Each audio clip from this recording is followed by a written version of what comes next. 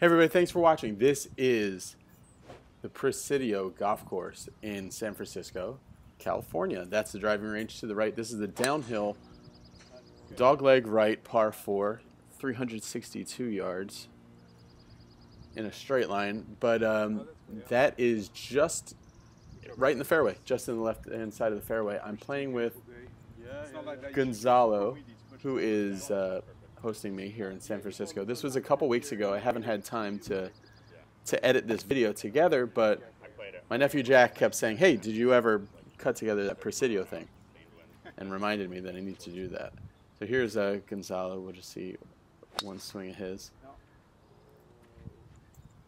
And really, really looked awesome coming up to this clubhouse and the course. Was very excited. I'm playing this place. Let's get into it.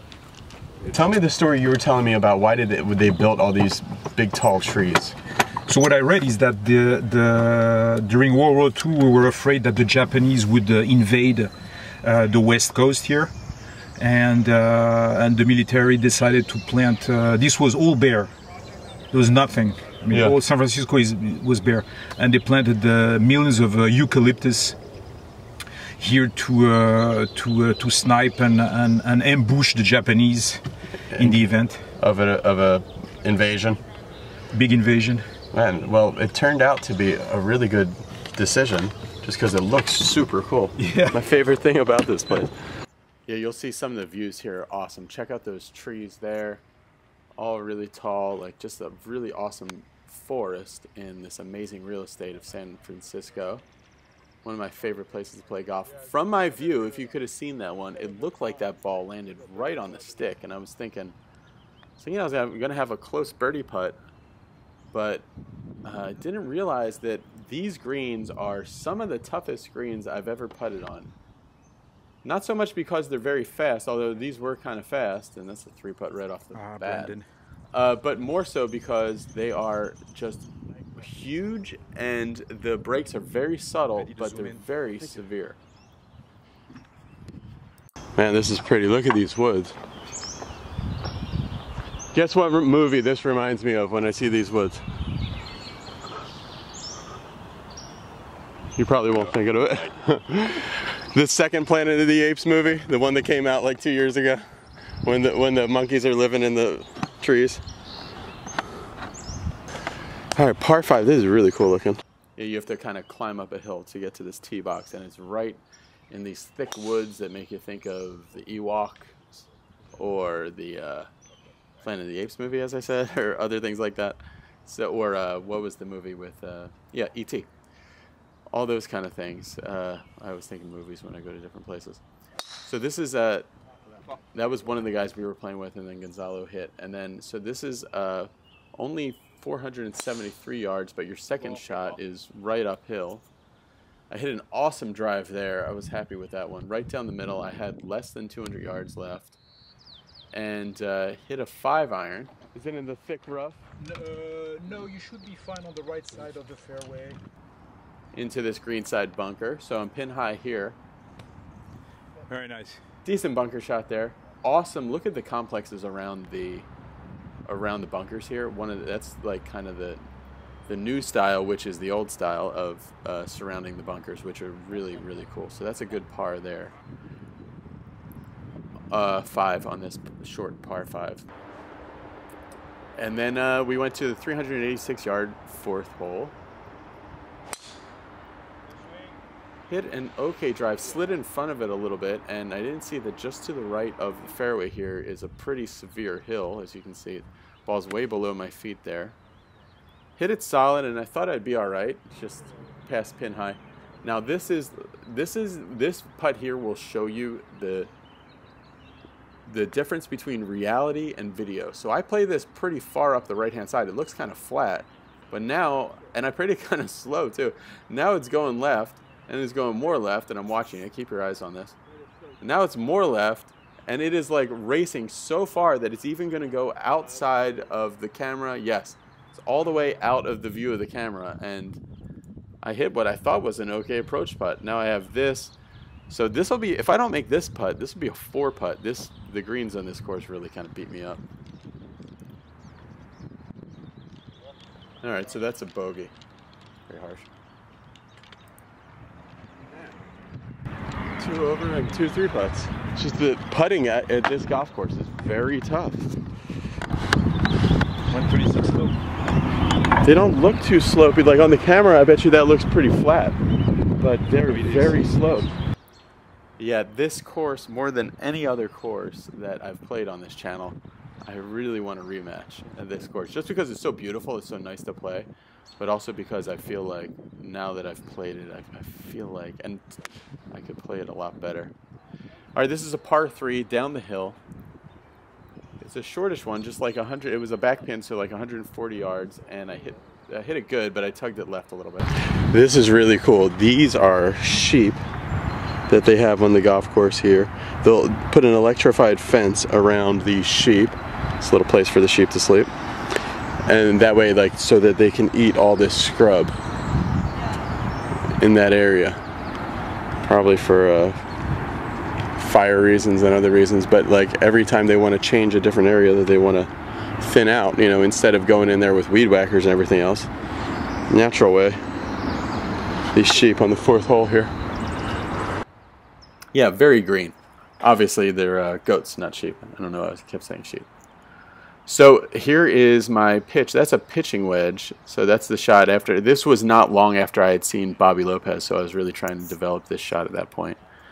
Doing this short game thing with Tim Yelverton coming up soon, so I'll be interested to see his take on shots like that. I know that he uses just 3 clubs. He doesn't go all the way into the 7 irons and 8 irons and things like that, or even he uses 9 iron, 54, and 60. Those are the 3 clubs that he uses. All right, moving on to this is a short 304 yard straight uphill par 4. So I just tried to hit like kind of a low fairway finder, and I hit it right into the fairway. This was just a really pretty scene that I saw, so I turned the camera. I just wanted to kind of give you guys this look. You can see, like, sometimes people talk about golf courses like they're a negative thing, but like this, like where else? That would be houses. If this golf course wasn't here, that would just be more city and houses.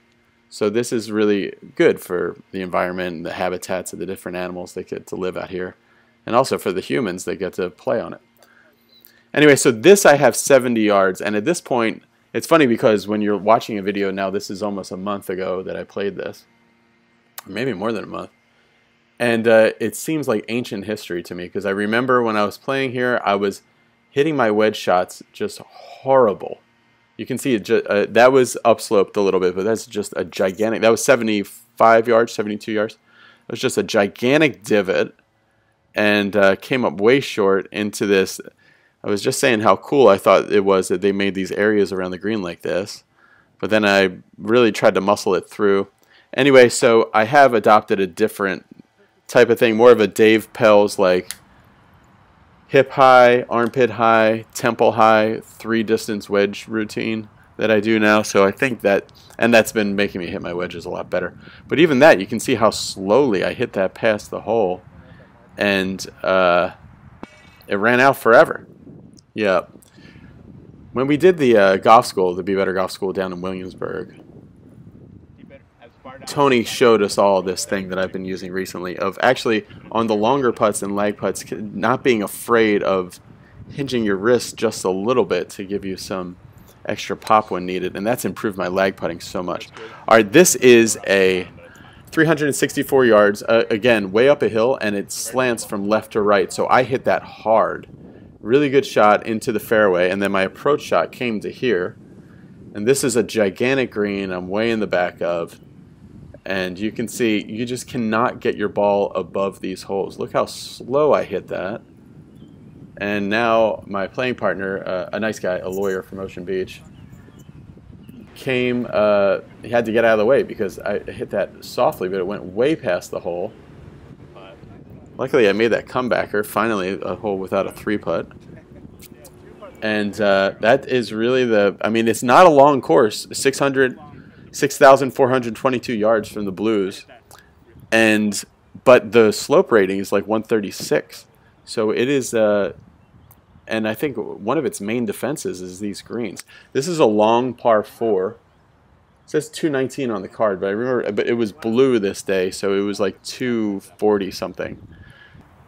Because it's a giant green and it was all the way back.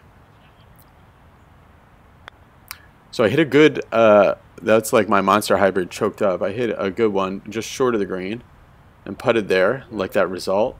And had that for my par, which went in. So we can alert the media that I made 2 pars in a row. But getting beat up a little bit, but really just kind of dazzled by how beautiful this course is, how scenic it is. Between this and Harding Park, if I had one day to play golf, you can see those. This is another hole that is slanted from left to right. So you really got to land it in the left and have it run to the right. You can see the beautiful tree trunks and old style trees. No low branches. That's why I love these trees. So if I'll get back to which course I would play in a second. All right, so another 70-yard wedge shot that was terrible. All right, but hit that wedge shot terrible. That one, the result was great, but the fix this divot. The result was great, but the strike was really poor, really steep. I got to learn how to hit my wedges a little bit. With a little bit less shaft lean and less dig. Yeah, that's one thing. The main thing that I would like to change about my swing right now is my divot's not as steep. I'm taking it like it's just making the game a little harder than it has to be. This is for birdie. No.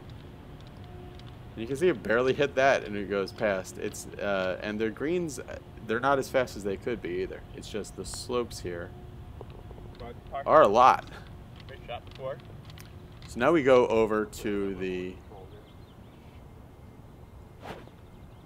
par 5, 9th hole, 522. This is dogleg right, and see that up at the top, just very sloppy, which opens the face, and that one cut all the way out of bounds. So this was a drop. So what I was saying about if I had one day to spend in San Francisco, my first time there, between playing Harding Park or playing the Presidio, I would play Harding Park. Just because I think your golf experience is going to be more fun, and you get to play holes that you've seen on TV and other stuff like that. But since I've played each course, if I could go back to San Francisco, which I will do later, if I could play, next time I go back, I'm just desperate to play this course again. And you guys stay tuned to the channel. Be sure to hit like and subscribe. I will do, there will be a part 2 to see the awesome back 9 at this course. But yeah, the Presidio just impressed me completely. It's right in the middle of the city, just like a couple blocks away from the Golden Gate Bridge, and right in the middle of a neighborhood that's like all billionaires live in it and everything else. But you look around, you can't see any houses on this course. You can't see really any indication that you're in the city. And the breezes that you get from here, and I've seen other vlogs from this course where there's like this awesome, really cool thick fog. Just a really awesome place. I recommend it. Like I said, the back 9, I'm going to edit that together. That'll be coming up on the channel pretty soon. Click the subscribe button. Thanks for watching, everybody. And if you live up in the San Francisco area, I'm going to try to be going back up there again. So if you guys want to play, send me an email. All right, later. Bye.